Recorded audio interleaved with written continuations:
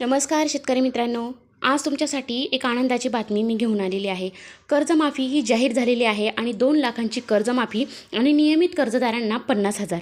तर बघूया काय आहे अपडेट्स।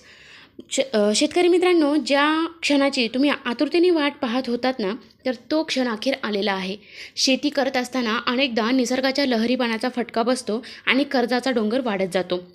अशा कठीण परिस्थितीतून मार्ग काढण्यासाठी राज्यातील शेतकऱ्यासाठी एका मोठ्या घोषणेची प्रतीक्षेत होता आणि आज अर्थसंकल्पीय अधिवेशनात राज्य सरकारने एक अत्यंत दिलासादायक निर्णय घेत शेतकऱ्यांना गोड बातमी दिलेली आहे। जर तुमच्यावरही शेतीचं कर्ज असेल किंवा तुम्ही तुमचे कर्ज नियमित भरत असाल तर ही माहिती तुमच्यासाठी खूप महत्त्वाची ठरणार आहे।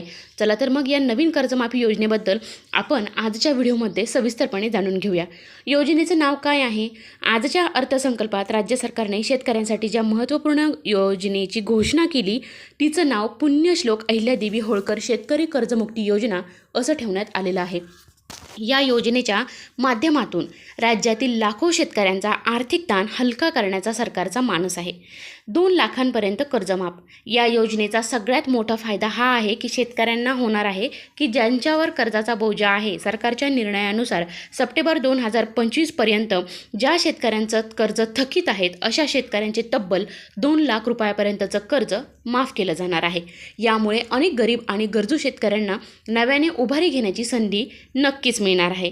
नियमित कर्ज भरणाऱ्यांसाठी ही बक्षीस आहे, त्यांना प्रोत्साहनित अनुदान मिळणार आहे। म्हणजे जे शेतकरी नियमित कर्ज भरतात त्यांच्यासाठी सुद्धा आनंदाची बातमी आहे की बऱ्याचदा कर्जमाफी जाहीर झाल्यावर जे शेतकरी प्रामाणिकपणे आणि वेळेवर आपलं कर्ज फेडतात त्यांच्या मनात नाराजी असते की त्यांच्यासाठी काहीच का नाही, पण यावर्षी सरकारने त्यांचाही विचार केला आहे। जे शेतकरी आपल्या पीक कर्जाची नियमितपणे परतफेड करत आहेत त्यांना प्रोत्साहन देण्यासाठी 50,000 रुपयापर्यंतचे अनुदान देण्याची घोषणा या अर्थसंकल्पात करण्यात आलेली आहे। तर मित्रांनो, आपल्याला ज्या काही अटी आहेत आणि जे निष्कर्ष आहेत ते आता कधी समजले जातील, तर सध्या बजेटमध्ये या योजनेची प्राथमिक घोषणा करण्यात आली। एप्रिल महिन्याच्या पहिल्या आठवड्यात या योजनेसंदर्भात नेमलेल्या एका विशिष्ट अभ्यासगट समितीचा सविस्तर अहवाल येईल। या योजनेत नक्की कोणते शेतकरी पात्र ठरतील, प्रोत्साहन अनुदानासाठी कोणत्या वर्षाची अट ग्राह्य धरली जाईल, यासाठी कोणते कागदपत्र लागतील, या सगळ्या प्रश्नांची उत्तरं तो अहवाल आल्यानंतर आणि सरकारच्या अधिकृत शासन निर्णय म्हणजे GR निघाल्यानंतरच स्पष्ट होईल। तर मित्रांनो, निष्कर्ष असा आपल्याला मिळतो की अर्थसंकल्पात या कर्जमाफीची अधिकृत घोषणा होणं हीच एक अत्यंत सकारात्मक आणि गरजेची बाब होती। या निर्णयामुळे राज्यातील थकीत कर्ज असलेल्या तसेच प्रामाणिकपणे कर्ज भरणाऱ्या अशा दोन्ही प्रकारच्या शेतकऱ्यांना मोठा आधार मिळालेला आहे।